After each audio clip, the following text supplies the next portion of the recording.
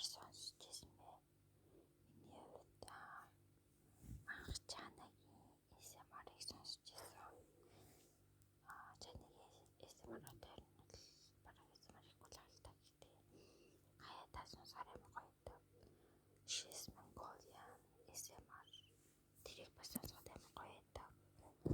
Айгу нэг тийм сонсоход нэг юм чин бүр амар гоё хоногшоод идэхгүй. Суудагийн бас ASMR-ыг сонсож байсан. Ер нь л би яг анх бичлэг хийж байхад нь сонсож эхэлжсэн байхгүй юу? Хэдэн жил 6 жилийн өмнө ASMR сонсож эхэлсэн юм байна.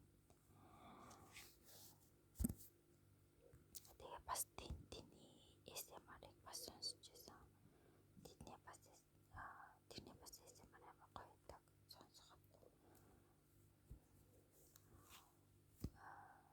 Тэгээ өөр юуны талаар тэмлээд яг ингээд ярих гэсэн чинь яг санаанд юу ч орж ирэхгүй.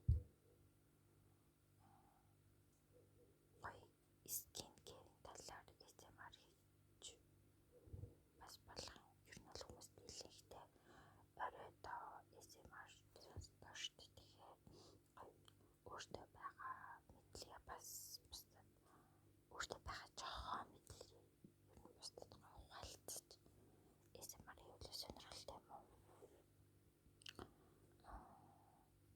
Скин кэр арьс арчилгааны талаар эсвэл арьс цэвэрлэгийн талаар аль ялгаагаар ярих гэж бодож байна.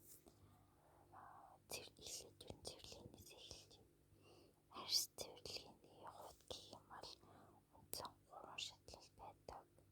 Хамгийн ихнийх нь болохоор бохирдол задлах. Ер нь бол арсны төрлөөсөө шалтгаалаад усан эсвэл тоосон эсвэл сүүн шингэн цэвэрлэгчүүдээр ер нь бол бохирдол задлж авдаг.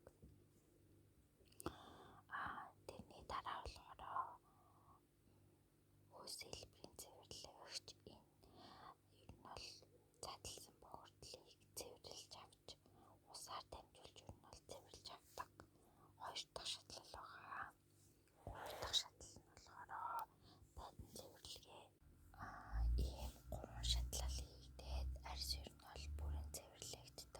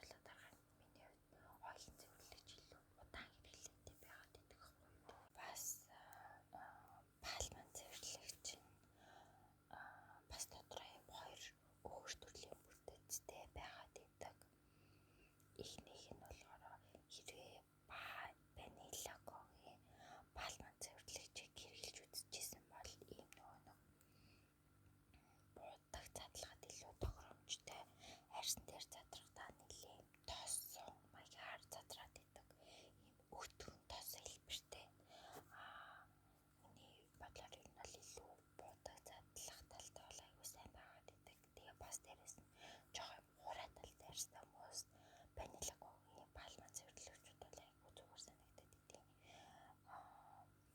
Хэмишин бас пальмын цэвэрлэгч байдаг. Жишээ болгоод энэ хоёрыг юм л ярьж байна. Хэмишин пальмын цэвэрлэгч болохоор юм нөө веган төрлийн залттай байдаг учраас арьсан дээр задрахтаа илүү нөө усрах маягаар задраад байдаг. Одоо ванилиготой харьцуулахад илүү хөнгөн бүтэцтэй задардаг гэсэн үг байхгүй юу?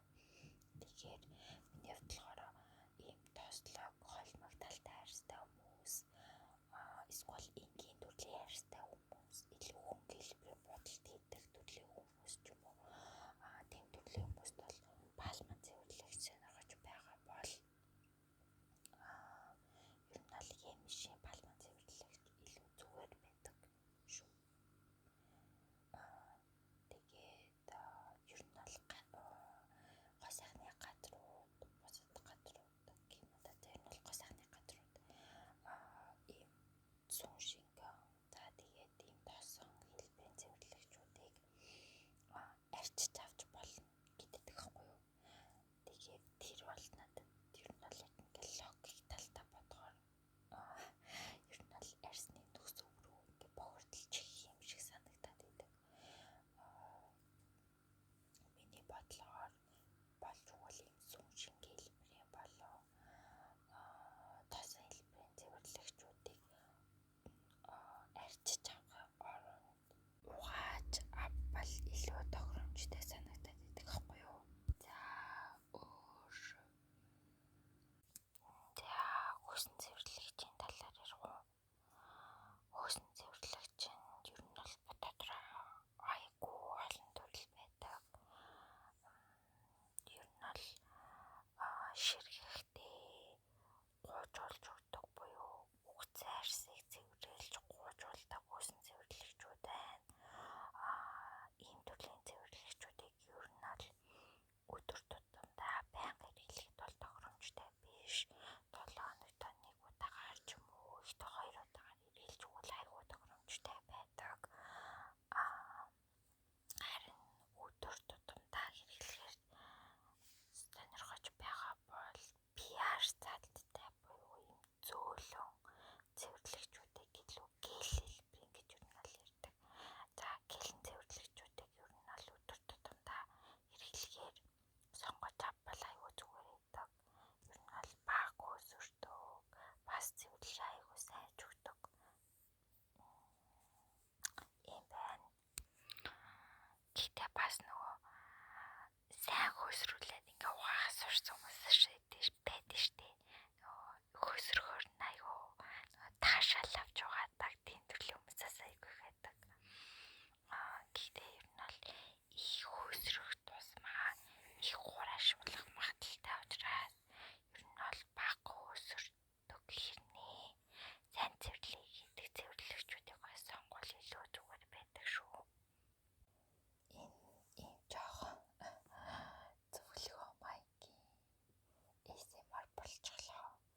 Гэхдээ таалагдах байхаа гэж бодож байна. Та нарт өөр яриулмаар байгаа төрөл арьс арчилгааны талаар ч юм уу, эсвэл өөр мэдмээр байгаа орт найрлагын талаар ч юм уу, эсвэл сонирхож байгаа орт найрлага, арьсны төрлүүд ч юм уу байвал бичиж